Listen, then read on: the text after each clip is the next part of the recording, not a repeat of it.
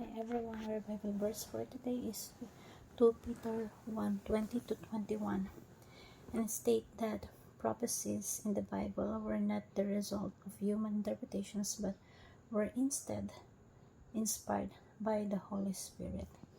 So yung verse po natin today, wala tayong original copy. And i-clear natin, ang title is autograph.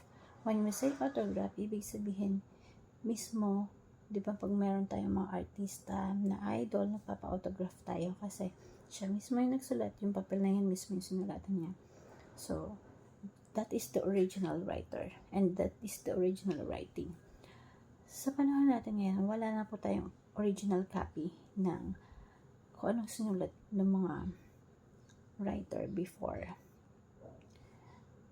Katulad po ng sinulat ni Matthew, Mark, Luke, John.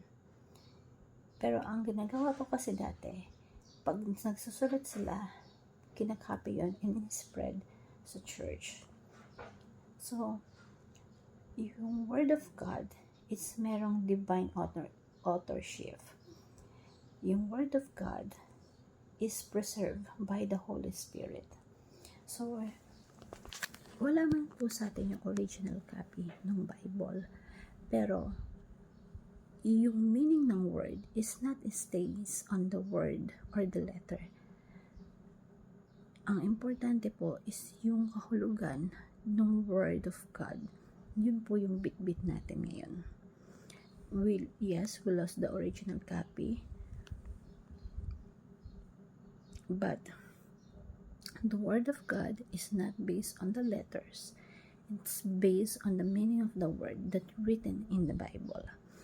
Kahit na anong language pa yan, anong salita pa yan, ang salita po ng Diyos ay may kahulugan na pwede nating i-translate in different language.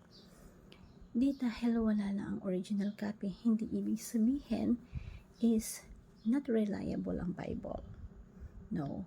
Yung Greek manuscript na meron tayo, meron siyang 5,000 plus na weaknesses.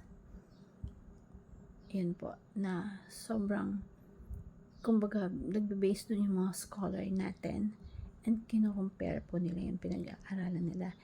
We have a total of 123,800 copies, and the most reliable is the ancient writings. So, you can search by research Daniel Wallace. Siya po yung pinaka-basis natin today. Lagi natin tatandaan, we can trust the God words that is preserved. So we can trust the God preserved word. Build our life on the Word of God. So, tatandaan natin na yung Word of God, may buhay siya na talagang pag nag-base tayo dun is not kakaroon ng magandang direction yung buhay natin. And study the Bible as much as we can kasi that is the holy guidance natin every day. And I want to share the simple prayer. Heavenly Father, thank you for the inspiring word and preserving it through the generations. I trust the Bible have today is still your word, given to guide and sustain us. Even though the original copies are lost, I believe you have kept it truth intact. Help me to find life and directions in it. Teach me to study your word diligently and apply it to my life. Strengthen my faith to depend on your promise and live according to your will. May your word be my light and foundation each day. I pray in Jesus' name. Amen. Thank you everyone and God bless.